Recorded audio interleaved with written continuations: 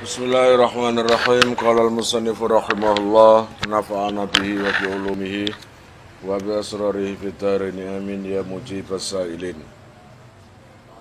Rabbi israh li sadri wa yassir li amri wahlul 'uqdatam min lisani yafqahu qawli. Rabbi zidni ilman warzuqni fahman bi rahmatika ya arhamar rahimin.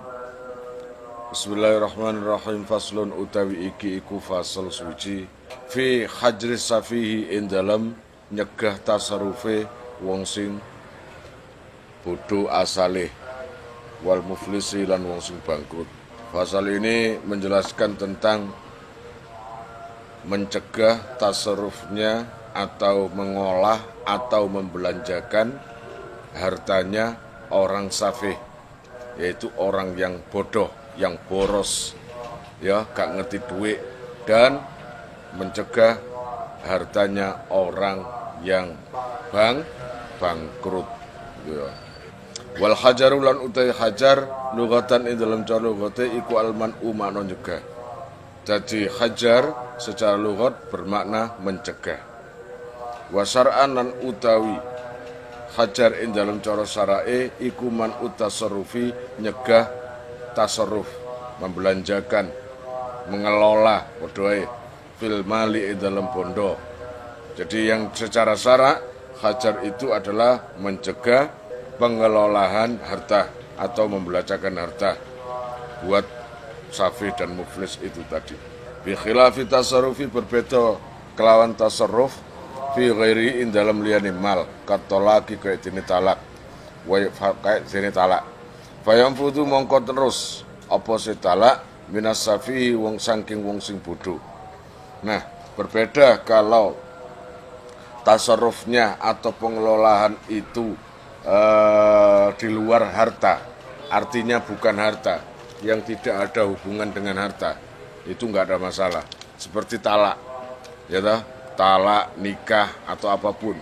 Kalau talak berarti talaknya jatuh. Apa hubungannya kon nalak ambek bangkrut itu? Ya toh. Dadi nek bangkrut nalak gak dir terus gak apa-apa ngono ta. Tetep mudhun talake. Terus nikah enggak sah gara-gara apa? Bangkrut. Enggak ada urusan nih. Dibualeni ping 3 gak sah. Kenapa, Pak? Bangkrut. Kau ono urusan ngono iku. Iya apa enggak? Kalau perempuannya itu ikhlas, ridho, enggak masalah masuk bangkrut. Terus lanjut. Wa ja'ala lan dadiake sapa al-musannifu ke musannaf al-hajara ing nyegah tasarruf ala sittatin ing atase 6 minal ashkhasi saking pira-pira awawan. Urusan hajar, ya toh, urusan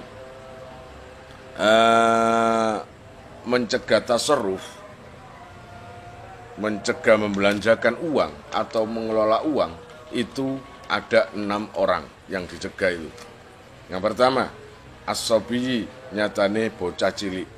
Arek cilik ya kudu diawasi. Ya toh?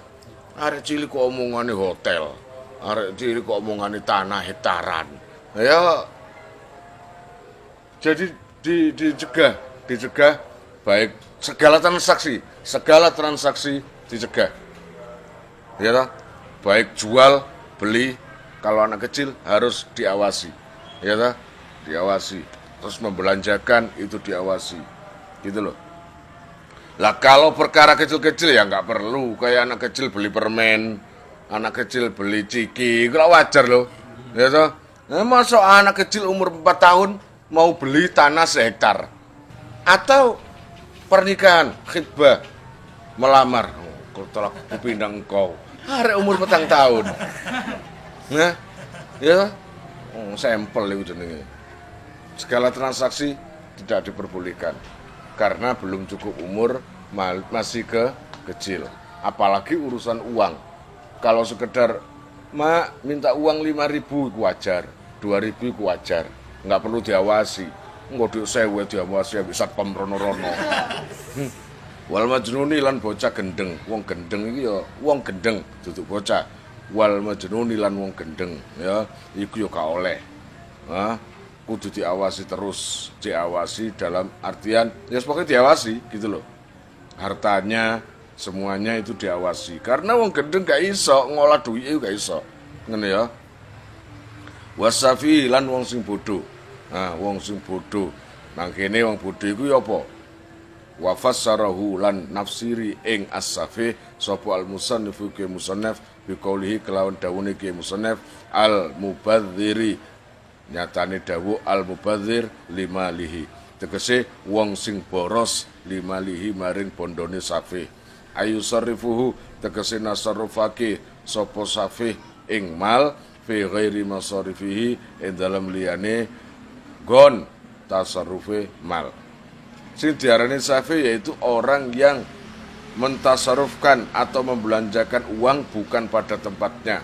Sesuatu yang enggak penting dituku, semuanya dibeli. Pokoknya pengen beli, beli. Boros istilahnya gitu. Maka orang seperti itu harus dijaga, diawasi agar belanjanya itu tidak ngawur.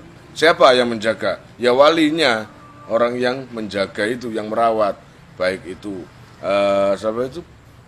pengasuhnya atau apa gitu, atau pamannya atau siapa yang dipasrai anak kecil itu. Wal muflisi lan wong sing bangkrut. Wa huwa utai muflis lughatan ing dalem cara lughate iku man wong sara kang dadi apa maluhu bandane man dadi iku fulusan receh. Dulu uangnya besar, sekarang kecil. Dulu perusahaannya besar, sekarang perusahaannya jatuh. Nah, ini akhirnya gara-gara itu summa kunia nuli den gawe kinaya apa bihi kelawan iflas. Ngono ya kena, aflas ngono ya kena an kilatil mali saking kedie bondo. Gara-gara bangkrut iku maka disebut bangkrut. Au adamihi utawa ora anane mal. Piye kan duit blas. Wasar'an lan utawi muflis ing dalam cara syarae iku as-saksu wong awak-awakan utawa wong suci. Alladzir takabat kang tumpuk-tumpuk ing muflis apa duyunu utang. Sapa sing muflis itu? Orang yang bangkrut itu siapa? Kriteria di sini yang dinamakan orang yang bangkrut adalah orang yang tumpuk-tumpuk utangi. Ya, bertumpuk-tumpuk hutangnya gitu. Yang mana walayafilan ora bisa nuhoni apa maluhu bondone muflis bidainihi kelawan utange muflis autuyunihi tegese ing pira-pira utange muflis. Dari keseluruhan harta yang dimiliki, ya, aset-aset semuanya itu dikumpulkan, jika ditotal tidak bisa membandingi hutangnya. Paham? Itu namanya bangkrut.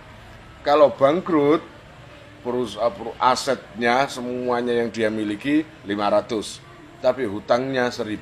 Itu kan nggak ngatasi. Jadi hutangnya itu tumpuk-tumpuk loh ya. Saumamane hutang ke 20 orang. Hutang pokoknya dari 20 orang itu hutangnya gak karu-karuan wake.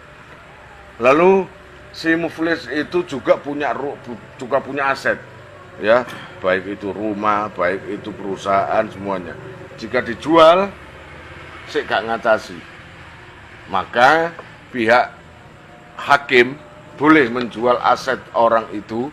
Jika sudah nyerah gak iso nyaur, dijual, dan nanti hasilnya penjualan dibagikan sama orang-orang yang ngutangi tadi itu. Kalau hutangnya itu 5.000, nyicil dhisik 1.000 atau 2.000. Kasih 2.000-an semua orang-orang 20 orang itu. Lah sisanya nanti dikembalikan harus bangkit lagi. Itu tergantung semua dari hakim atau dari pemerintah yang mengawasi tentang harta masyarakat, harta orang-orang elit-elit itu loh. Kan ada yang gitu ya. Jadi KPK atau apa gitu. Nah, yang bisa menentukan pailit tidaknya, bangkrut tidaknya, itu bukan kalian, gitu, tapi pihak pengadilan atau di hakim itu, ya, dari pihak pemerintah yang bisa memastikan, memutuskan bahwa ini pailit. Siapa lagi yang harus dicegah membelanjakan hartanya? Wal maridi lan wong sing loro, orang yang sakit. Wong loro kok diawasi hartanya. Iya, kalau dia kaya lalu sakitnya itu mengkhawatirkan, ya, mau mati, dan dia utangnya banyak. Lah itu diawasi. Iya apa enggak? Nah gitu loh.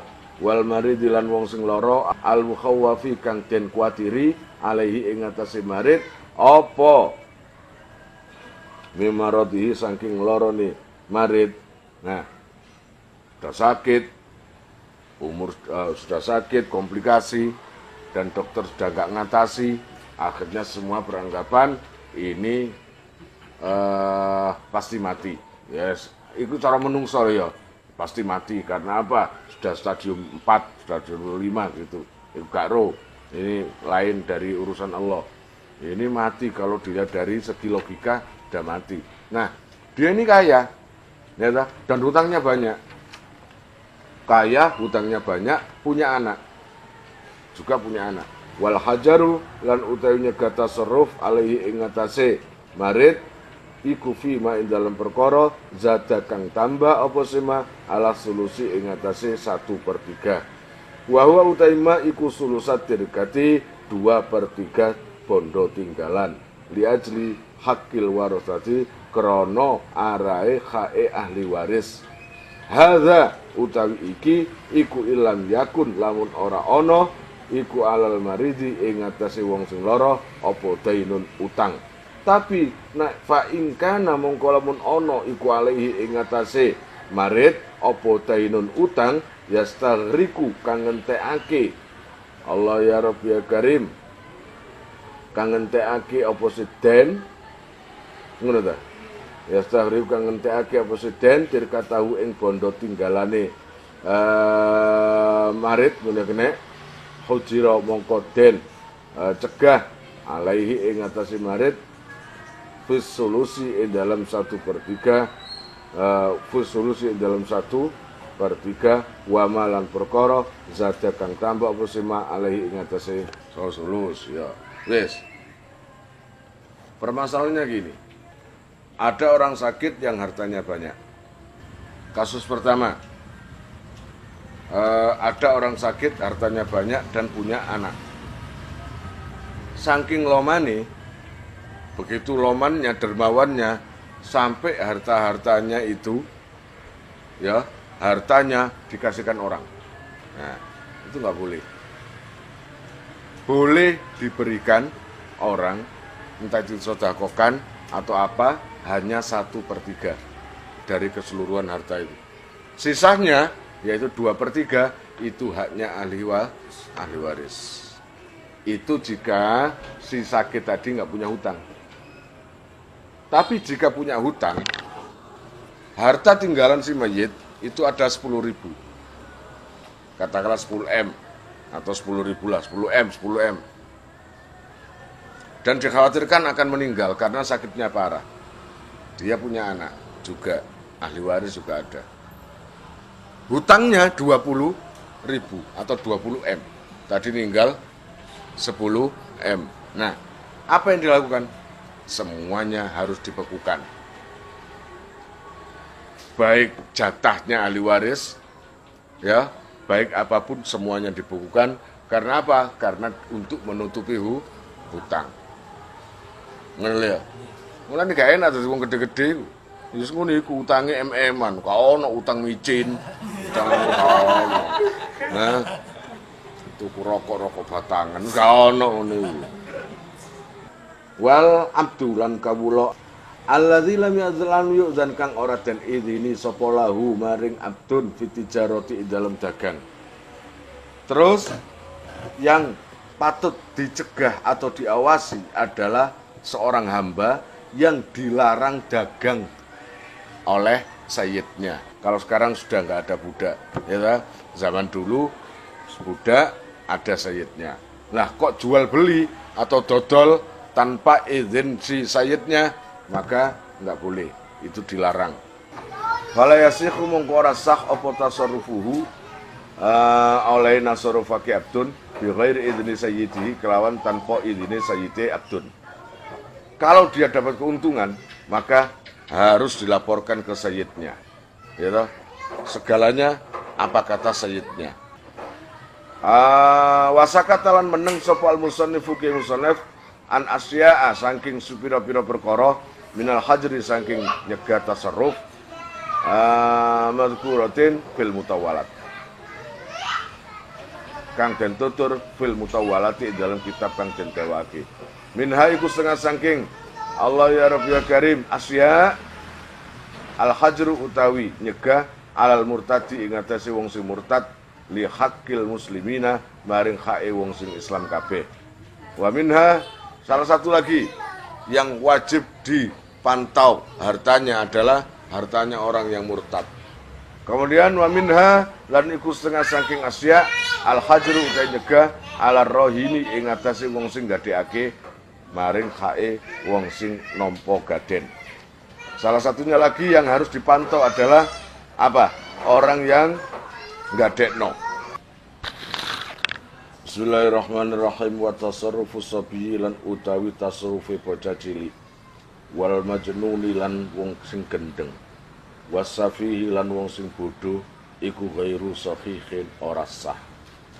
Fala yasihu mongko ora sah minhum saking kabeh niku sobi majnun safih ya apa bayun adol wala siraun lan ora sah apa tuku wala hibatun lan ora sah apa sehibah utawa aweh wala ghairuhuma minat tasarrufati bayani saking pira-pira tasarruf. Adapun transaksi daripada anak kecil ya transaksi anak kecil lalu transaksi apa ya segala macam transaksi ya ada jual beli, ada transaksi sewa, ada transaksi apalah, pokoknya semua transaksi termasuk jual beli yang dari anak kecil, dari anak orang gila dan orang yang safih, orang yang boros, yang nggak mengerti tentang pembelanjaan uang itu tidak sah. Ya, termasuk di sini mencontohkan jual atau beli. Jadi transaksi jual beli dari tiga orang ini, dari tiga orang yang disebut tadi, anak kecil, orang gila, dan safih itu tidak sah. Paham? Itu tidak sah. Gitu loh. Lah, berarti kalau kita menyuruh anak kecil, saya itu kono Lombok, itu kono micin. Nah, itu kan kecil-kecil, perkara kecil. Itu enggak apa-apa. Kayak jadi kini ngongkon marsa, saya marsa itu kono micin. Akhirnya nang warung, itu mas micin, didoli, ya sah.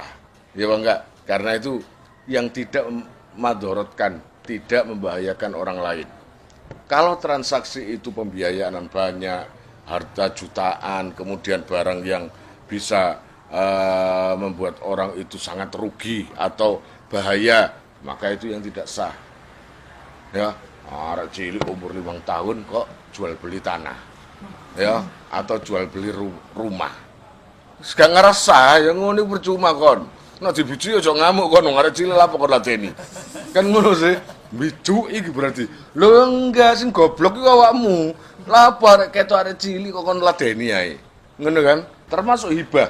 Hibah pemberian itu juga bakal boleh. Katakanlah anak kecil punya sesuatu yang berharga. Tape, DVD atau TV. Itu lah tak kekno kon, tak kasihkan kamu. Itu gak sah.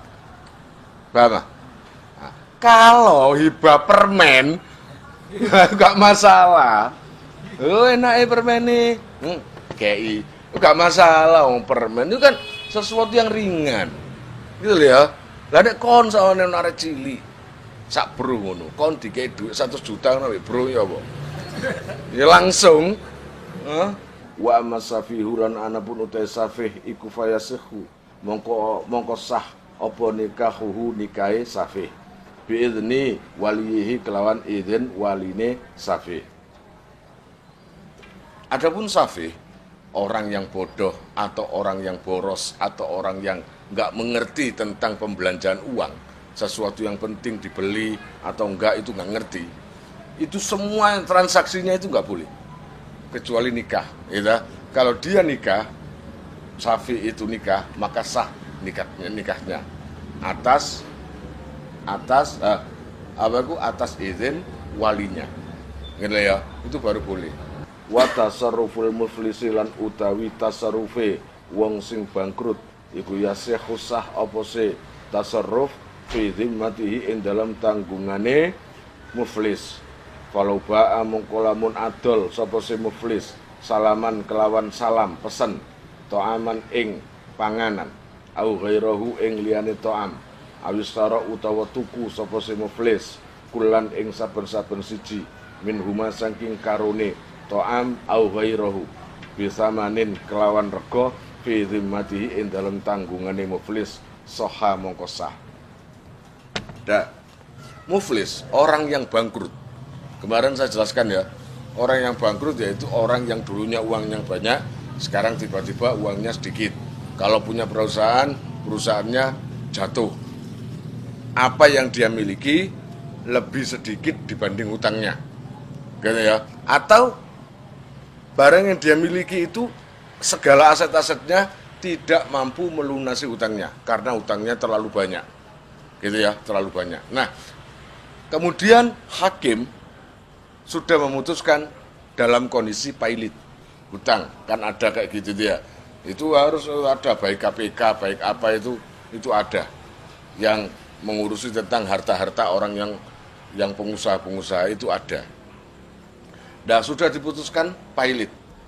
Maka dalam kondisi pailit itu transaksi apapun nggak boleh, jual beli nggak boleh, kecuali beli dalam kondisi hutang. Ngerti? Dengan harga tanggungan itu yang boleh. Jadi harganya itu zimmah, tanggungan. Zimmah itu tanggungan, menjadi tanggungannya dia. Bisa dibayar nanti, bisa dibayar besok, bisa kapan, terserah. Artinya cekak cukup orang yang bangkrut tidak boleh jual beli, tapi secara hutang boleh. Mengenai ya, secara hutang boleh. Berarti otomatis nambah hutang kan? Salah dewe mikir dewe ya. Ngono ya, ngutangku tambah akeh dia mikir dewe. Akhirnya nanti ya kawani transaksi kan gitu. Duna tasarrufi duduk oleh nasarufake muflis fi ayani malihi ing dalem pira-pira kahanane bondone muflis falayasihu mongko ora sah apa se tasarruf. Ngoten. Jika jual beli itu bukan aset daripada perusahaan, gitu ya, bukan aset daripada perusahaan. Allah ya Rabb ya Karim wa tasarrufu lan utawi tasarrufe muflis fi nikahin ing dalam nikah masalan umpamane au talakin utawa talak au khul'in utawa khulu iku sahihun sahih. Adapun orang muflis, transaksi selain jual beli itu tadi, selain kayak dene menikah itu boleh, walaupun apa hubungannya kan, bangkrut dengan menikah nggak ada hubungan kan, wong toh perempuannya juga ridho, calon suaminya atau suaminya itu bangkrut, nggak apa-apa, asal sudah memenuhi syarat nikah ya sudah sah. Kemudian talak, kontak pegat kamu tak talak 1, 2 atau 3. Lalu tiba-tiba dia beranggapan talaknya nggak sah, talaknya nggak jatuh. Gara-gara apa? Aku lah bangkrut. Nggak bisa gitu. Nggak ada urusannya dengan bangkrut. Talak tetap jatuh. Atau khulu. Akad khulu nang kono itu khulu juga sah. Walaupun dalam kondisi bangkrut muflis. Ya namanya khulu itu mencopot. Khulu itu mencopot atau melepas ikatan suci. Seorang perempuan wis jenuh duwe bojo iyeng. Wis jenuh ya, wis jenuh Zan. Ya. Itu hak, enggak masalah, itu hak, boleh. Boleh seorang istri meminta cerai boleh. Mas, sampean kalau mau menceraikan saya, sampean tak kasih uang 5 juta. Itu namanya khulu. Kalau laki-laki itu setuju, maka cerai sudah.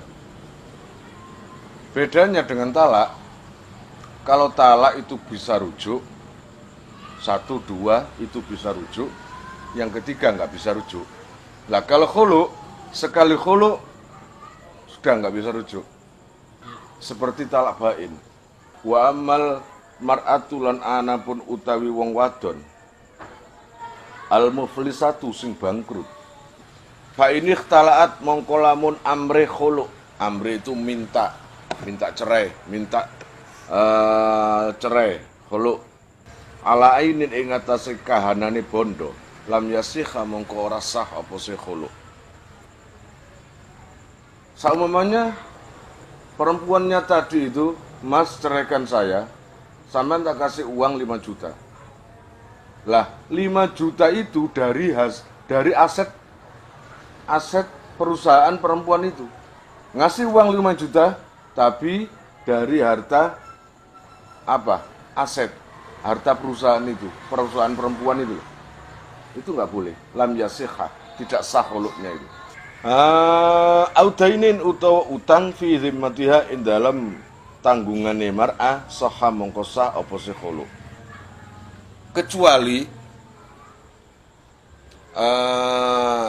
apa itu membayar suaminya tadi berupa tanggungan. Artinya begini, Mas, sampean talakan aku tak kasih 5 juta, tapi saya nggak punya uang sampean dhisik, atau saya hutang ke tetangga, itu baru sah. Paham? Jadi kalau kontan ada duitnya, kalau itu dari aset perusahaan, ini nggak sah. Khuluknya itu nggak sah. Tapi kalau berupa tanggungan, artinya tanggungan hutang, itu malah sah. Nah, selama 5 juta ya lo, sampean gampang, utang sih aku nang sampean. Berarti kan tanggungannya wedok iku ya. Utang sik engko nek duwe tak kei sampean. Lah maka minta cerainya itu sah. Ketika diijabahi oleh laki-lakinya, disetujui, maka cerai. Wa tasarruful maridilan utawi oleh nasrufi wong sing loro. Fima ing dalam perkara zada kang tambah apa sema ala sulusi ing atase sepertelu iku mauqufun den kandhekake ala ijazatil warasati ing atase oleh nglestarekake ahli waris. Nah, adapun tasarrufnya orang yang sakit, yang kemarin saya jelaskan, yang sakit yang kira-kira sudah nggak ada harapan sembuh. Katakanlah ini kaya, dia punya harta banyak, katakanlah 1 M hartanya itu. Nah, maka boleh diberikan ke siapapun, ditasarrufkan ke siapapun, hanya 1/3. Karena selainnya itu, ini haknya ahli waris. Fi mazata ala sulus mauqufun ala ijazatil warasah. Fa in ajazu, nah 1/3 yang tadi itu mau diberikan ke anak yatim, ke ya semuanya itu harus sepengetahuan ahli waris semua. Paham maksudnya? Katakanlah anak 4 harus tahu semua, harus mauquf. Mauquf itu artinya tergantung anak-anaknya tadi semua ahli waris menyetujui apa enggak. Kalau menyetujui ya enggak apa-apa, paham? Ya enggak apa-apa, kasihkan itu. Dah. Itu tadi jika orang yang sakit nggak punya hutang, maka ada perhitungan 1/3, 2/3, ya toh. Yang 1/3 boleh dihibahkan, boleh disodakokan. Kemudian selebihnya itu adalah hak ahli waris. Itu jika nggak punya hutang, jika bukan muflis, bukan orang yang bangkrut, maka itu harus diawasi walaupun tabungan. Kesemuanya, baik 1/3 atau selebihnya, itu dipakai untuk nyaur utang. Paham ya? Jadi muflis itu berarti utangnya lebih akeh. Itu namanya orang yang bangkrut. Fa in ajazu mongko lamun apa iku tegese ngolehno, ngolehi, ngewenangake sapa ahli warasa utawa warasa azaida ing bondo tambahan ala sulusi ing atase 1/3 soha mongusah. Jika boleh, nggak apa-apa, sodakokan. Wa illa lamun ora in ajazu fala mongko ora sah.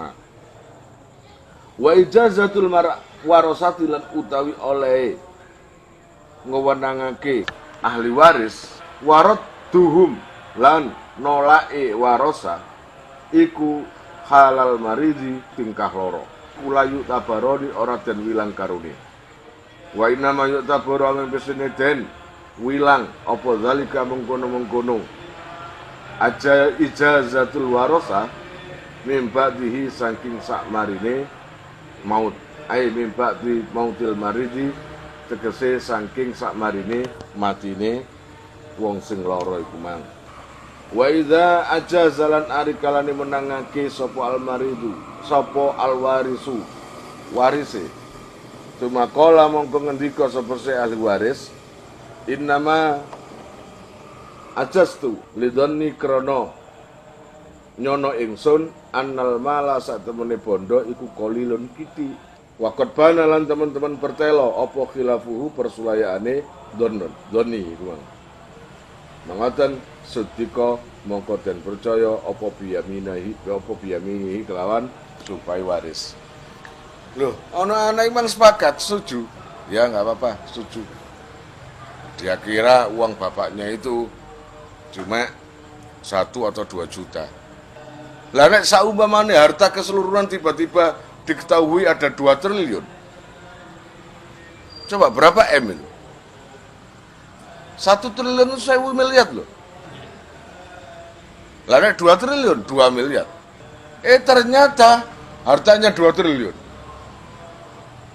Berarti sing 1 triliun dikekno pondok, sing 1 triliun kanggo ahli waris. Terus anak enak. Gak sepakat aku. Loh, jari ini katanya kamu kemarin sepakat. Iya, tak kira hartanya sedikit. Enggak taunya 2 triliun ya? Enggak boleh.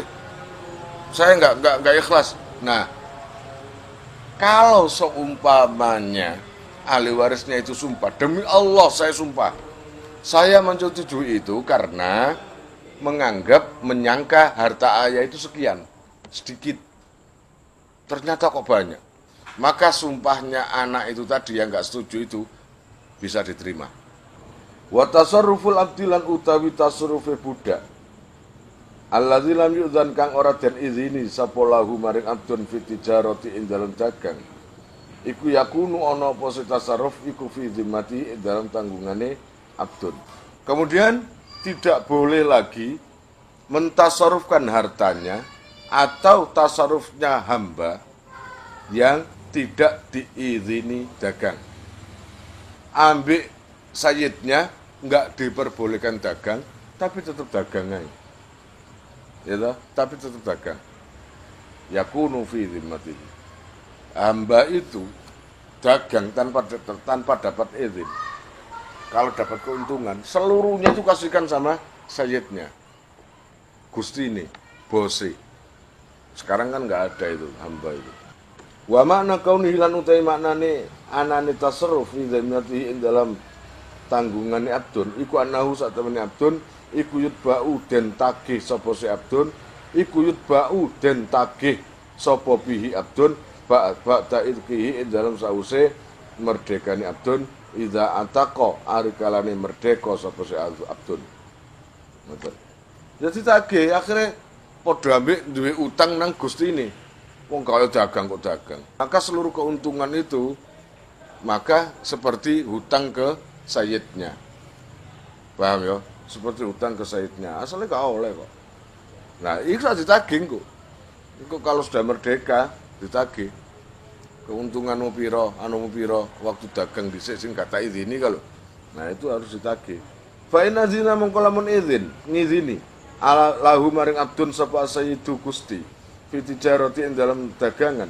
Sahha mongko sah apa tasarrufuhu tasarrufu abdun bi hasabi zalikal izni kelawan bilang-bilang mengkon-mengkon izin. Lah kalau sudah dapat izin dagang, ya enggak apa-apa, itu pun menurut peraturan tuannya.